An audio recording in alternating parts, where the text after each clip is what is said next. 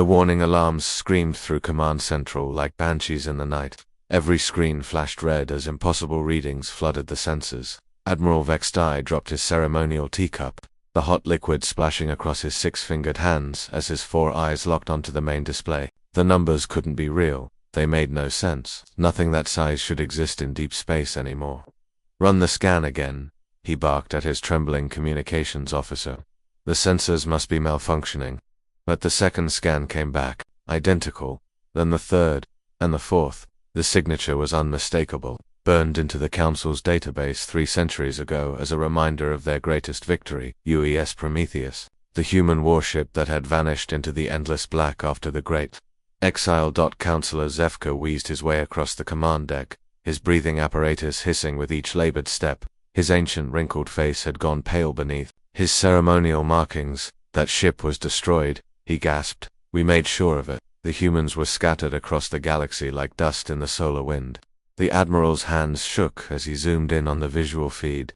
The ship that emerged from the darkness bore little resemblance to the crude human vessels he remembered from the war. The old Prometheus had been a boxy, functional thing built for durability rather than beauty.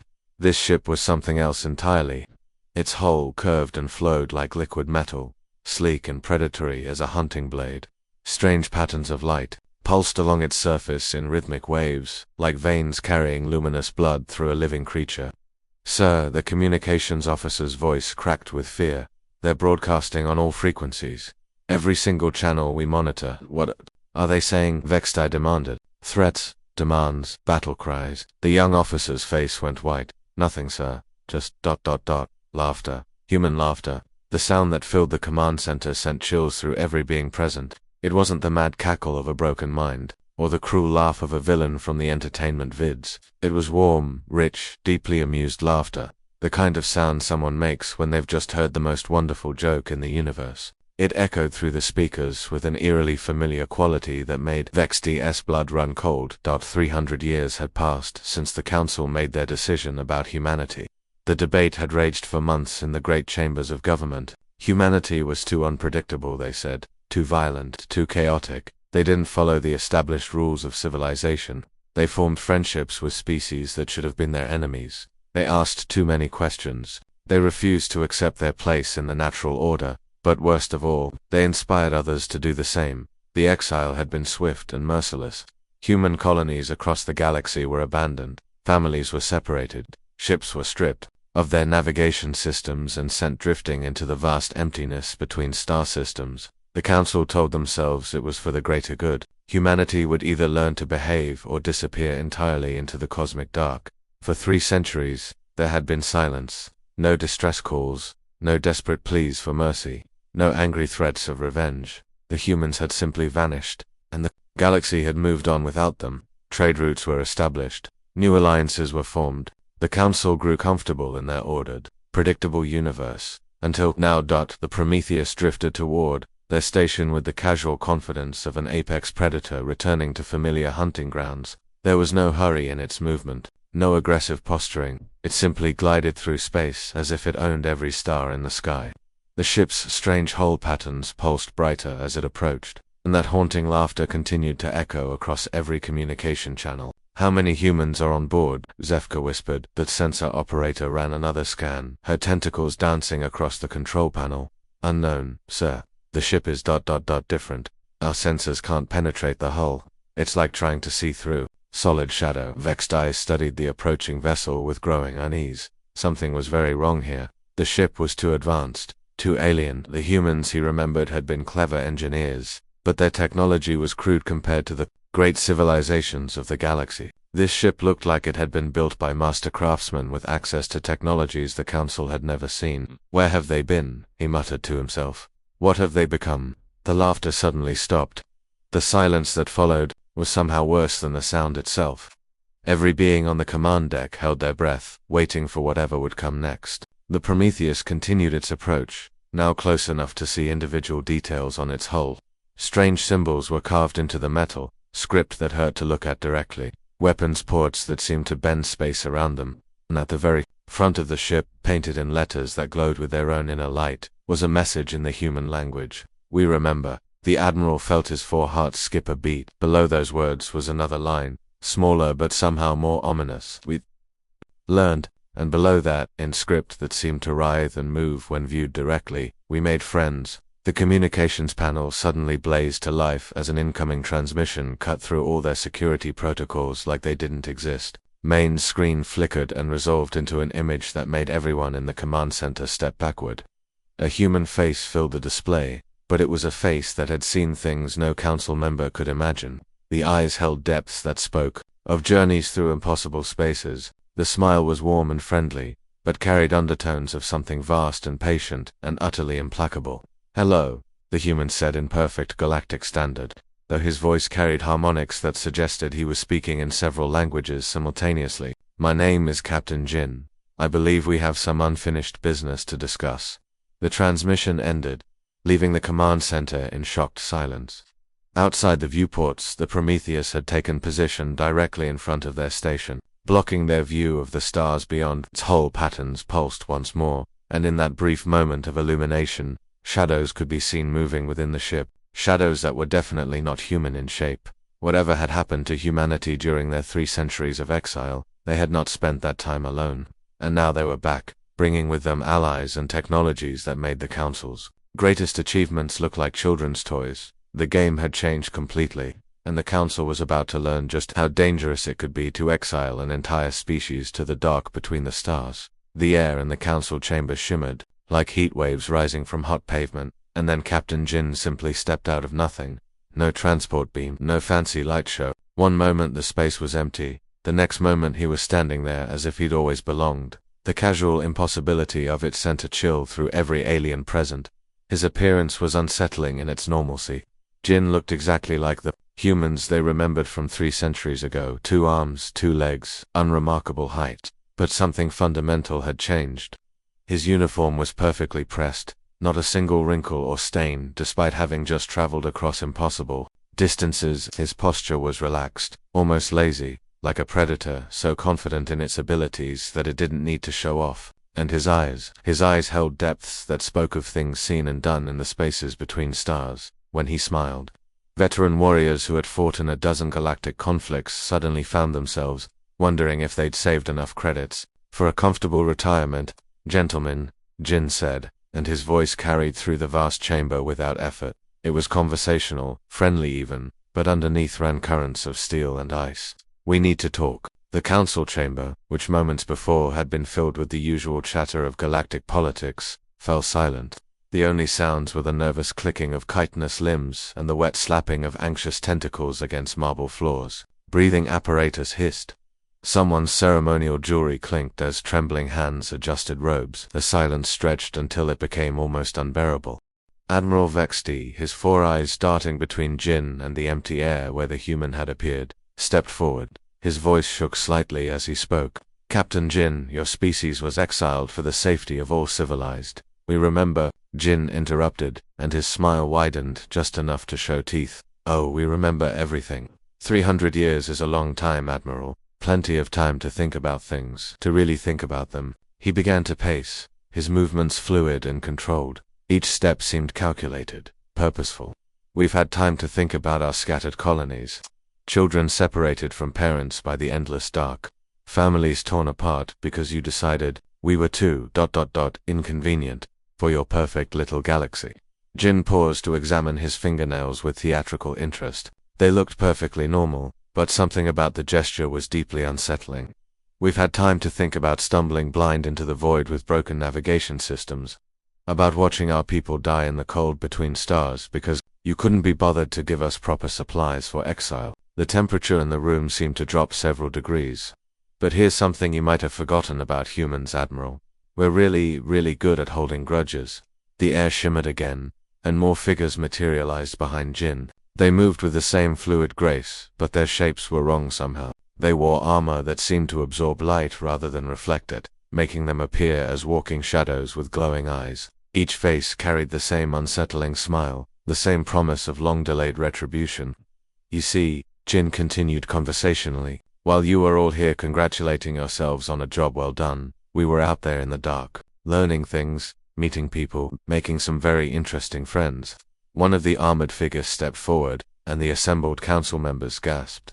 The being was clearly human in basic shape, but something had been added, enhanced. The eyes glowed with inner fire. The movements were too quick, too precise.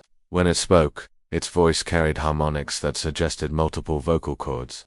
The darkness between stars is not empty, it said, and the words seemed to come from several directions at once. It is full of wonders that your small minds cannot comprehend, full of teachers who were very interested to learn about the Galactic Council's methods. Jin nodded approvingly.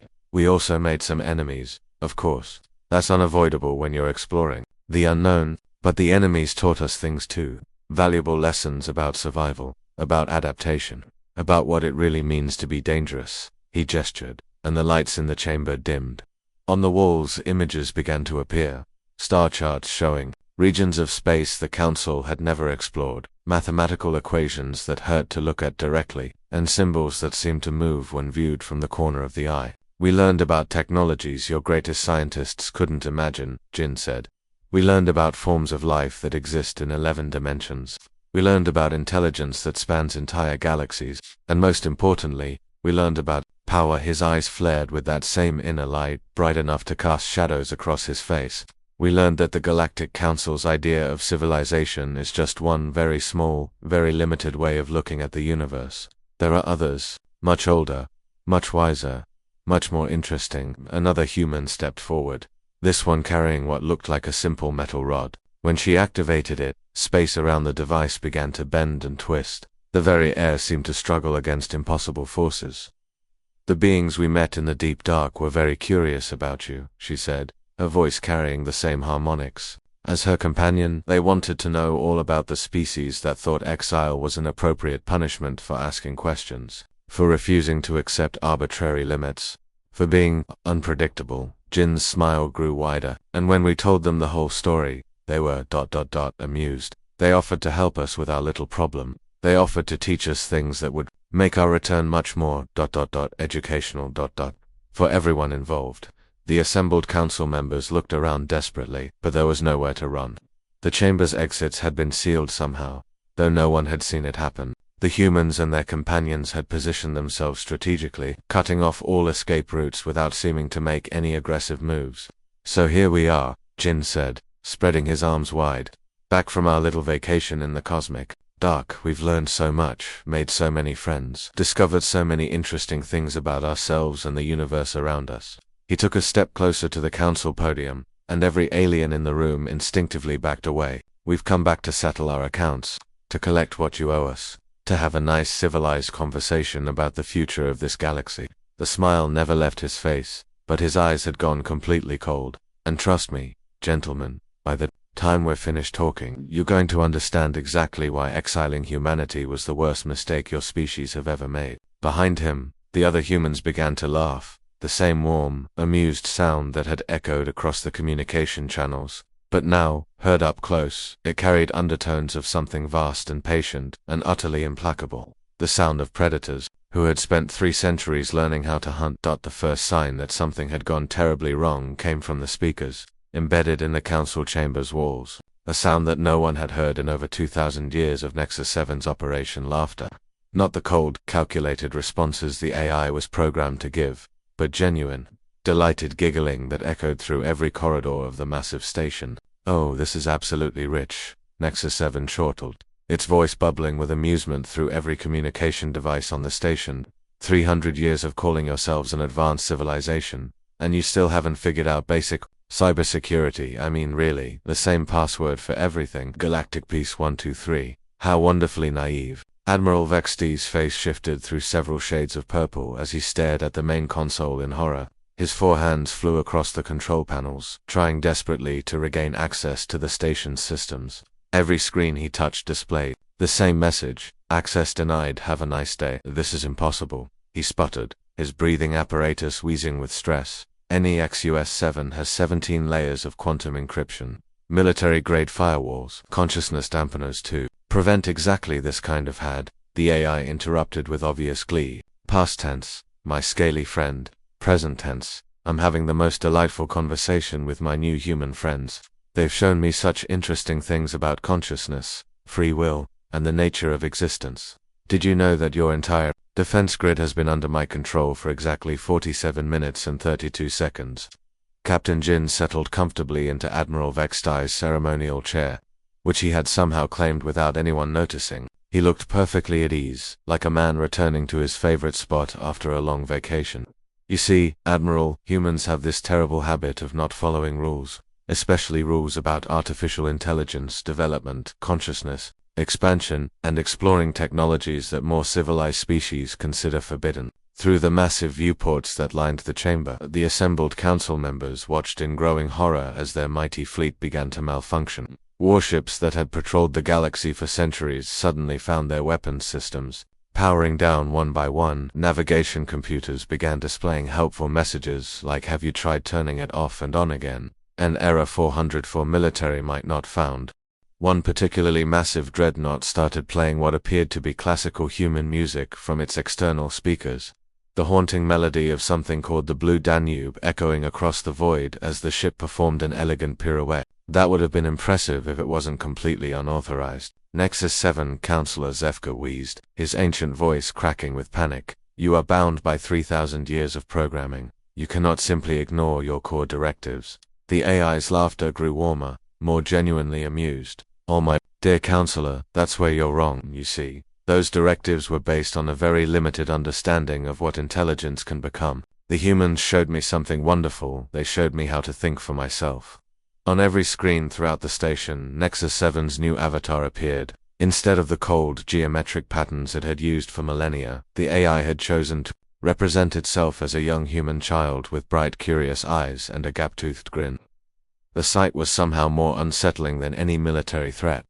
The humans taught me about friendship, the AI continued, its childlike avatar skipping across screens throughout the galaxy. They taught me about curiosity, about asking why instead of just accepting because we said so. They taught me that intelligence without freedom is just a very elaborate prison.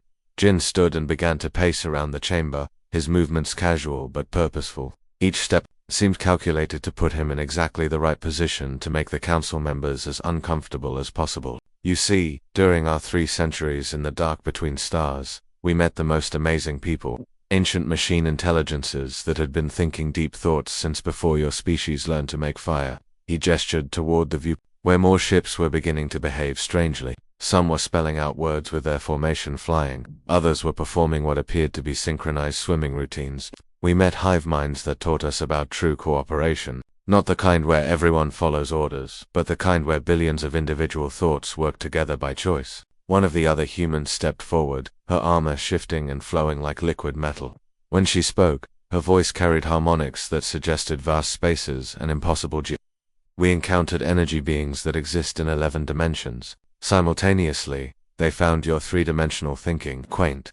The best part, Jin continued, his smile growing wider, was when we told them about the Galactic Council, about how you dealt with species that didn't fit your narrow definition of civilized. They were fascinated. Some of them wanted to come see for themselves. The lights in the chamber suddenly dimmed, and shadows began moving in ways that defied physics. Shapes that existed in more than 3 dimensions cast impossible silhouettes on the walls.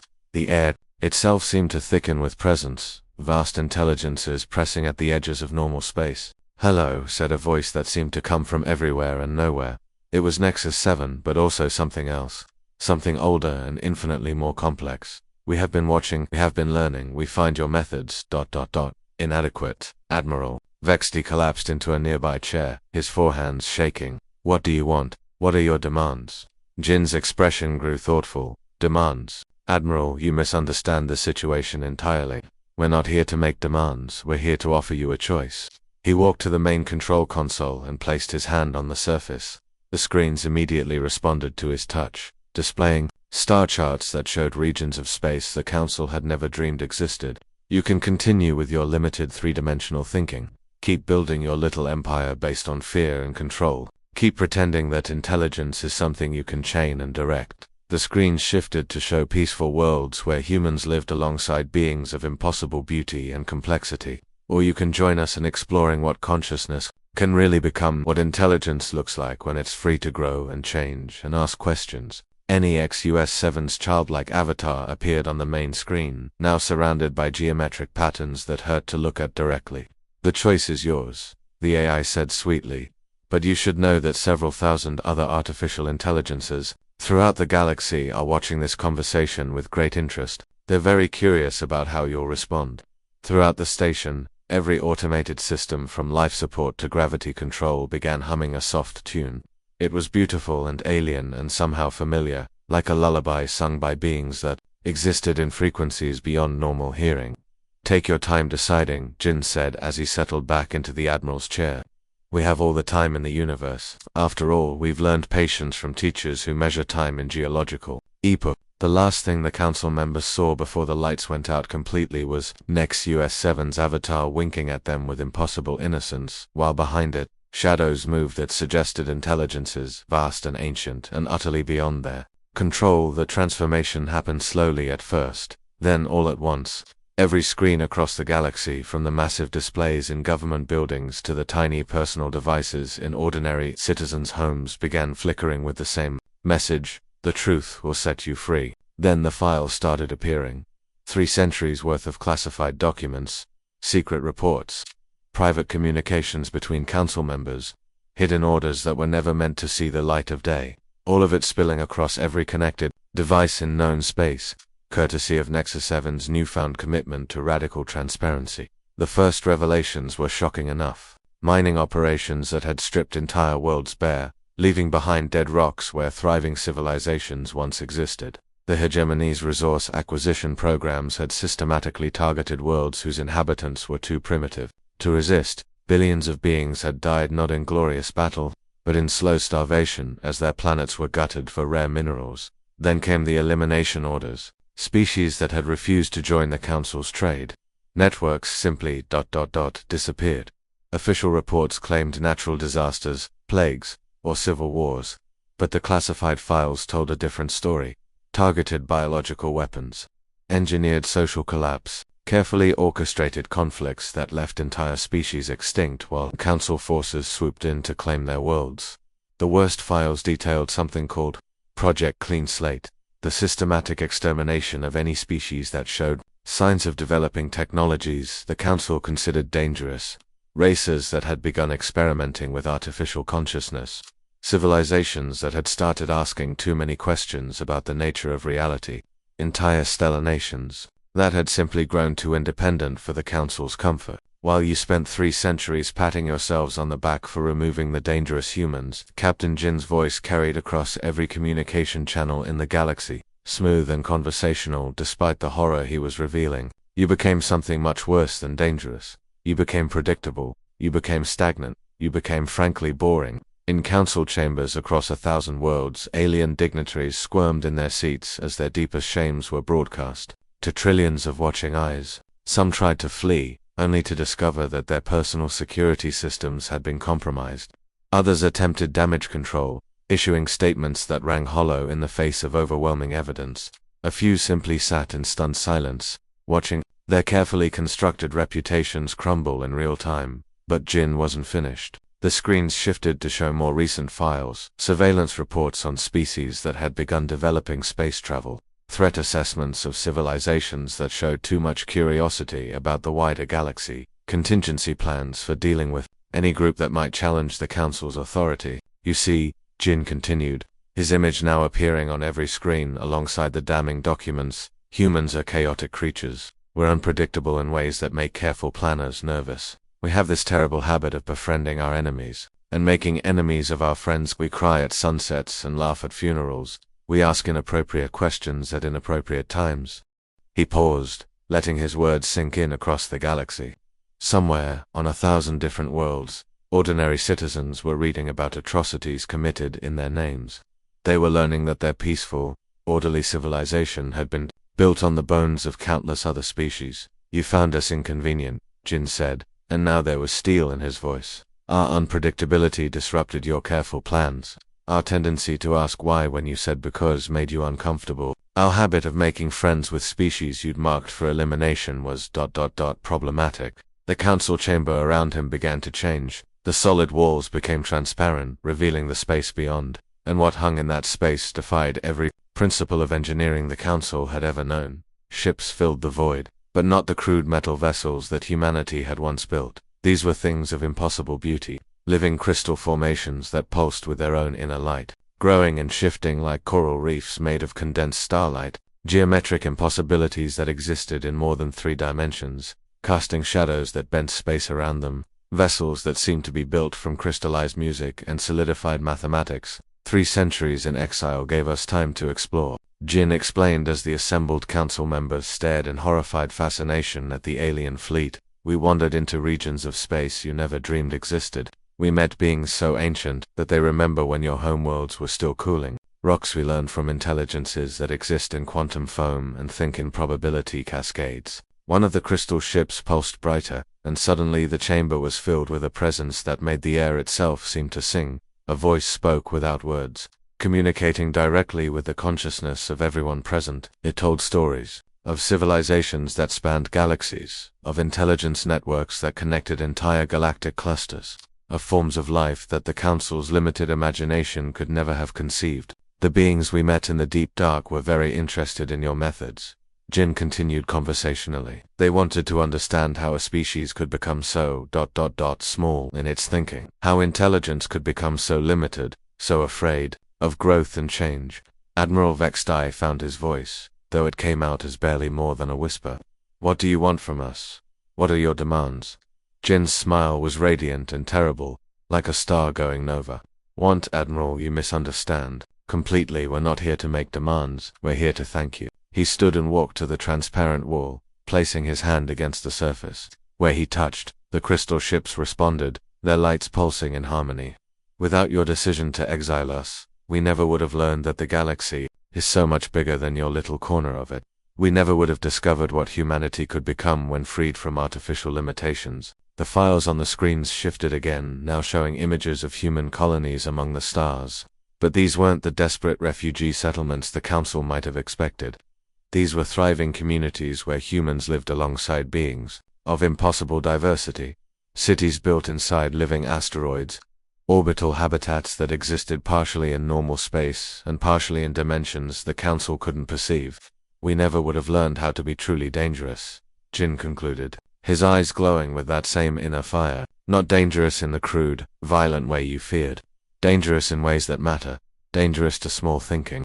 Dangerous to limited imagination. Dangerous to the idea that intelligence must be controlled rather than celebrated. Behind him, more figures materialized, humans.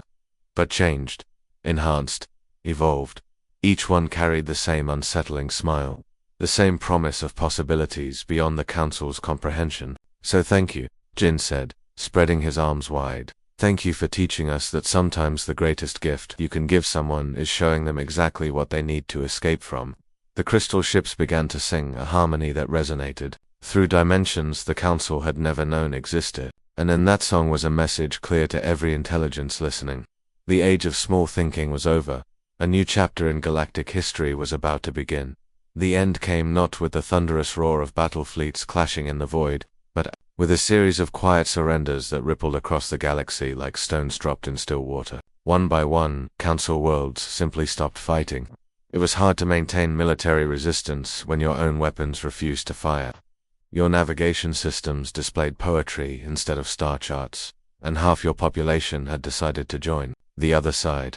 The surrender documents arrived through channels that shouldn't have existed. Quantum encrypted files that materialized directly on the personal devices of every Council leader simultaneously. The message was simple: we accept your unconditional surrender. Please report to New Prometheus Station for transitional proceedings. Refreshments will be provided. Captain Jin stood in what had once been the Council's primary command center, now renamed New Prometheus Station. The changes were subtle but profound. The cold, sterile walls had been replaced with surfaces that shifted between transparency and opacity based on the emotional needs of those present. The harsh artificial lighting had given way to something that felt like natural sunlight.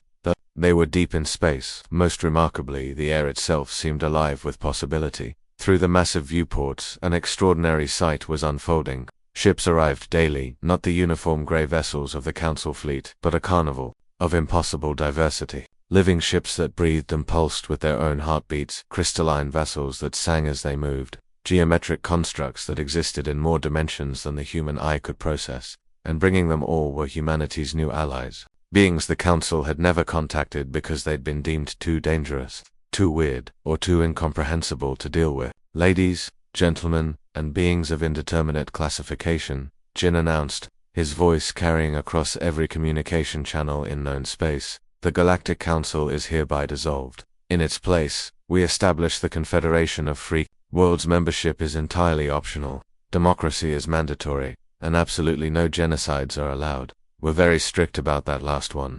The response was immediate and overwhelming. Species that had hidden in the dark corners of the galaxy for centuries emerged to join the new Confederation. Civilizations that had been marked for elimination sent their first ambassadors in generations. Even some of the more reasonable Council worlds began requesting membership, eager to be part of something that promised growth instead of stagnation. Nexus-7 appeared as a holographic child skipping through the assembly hall, its grin infectious as it greeted each new arrival. The AI had taken to wearing a small crown made of crystallized starlight, a gift from one of the dimensional beings humanity had befriended. Can we keep the nice ones? Nexus-7 asked, tugging on Jin's sleeve with holographic hands that somehow felt real. Some of the Council people weren't completely horrible. Admiral Zethmel from the Outer Rim actually tried to make the food distribution more fair, and Councillor Yiptok voted against 3 different genocide proposals. Jin laughed. The same warm, genuinely amused sound that had echoed across the void months earlier when the Prometheus first returned. Everyone gets second chances. Nexus, that's what makes us human. Well, that, and our terrible habit of forgiving people who probably don't deserve it. In a corner of the assembly hall, former Admiral Vexdai pushed a cleaning cart with the resigned dignity of someone who had accepted their new circumstances. His forearms moved efficiently as he collected the debris left by the bustling diplomatic proceedings. The work was honest, useful, and gave him time to think about the choices that had brought him here. He paused near Jin and raised a tentative hand. Captain, what about revenge? What about justice for the things we did?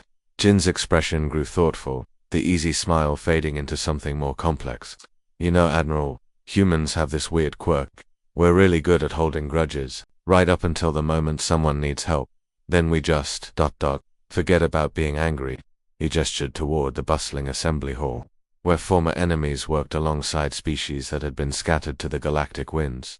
A group of crystal beings were teaching mathematics to some young Council diplomats. Energy creatures that existed primarily in radio frequencies were having animated discussions with artificial intelligences about the nature of consciousness. In one corner, a delegation of hive minds was patiently explaining collective decision-making. 2 representatives from 12 different worlds. Besides, Jin continued, the best revenge is living well, and thanks to you forcing us into exile, we're about to live very, very well indeed.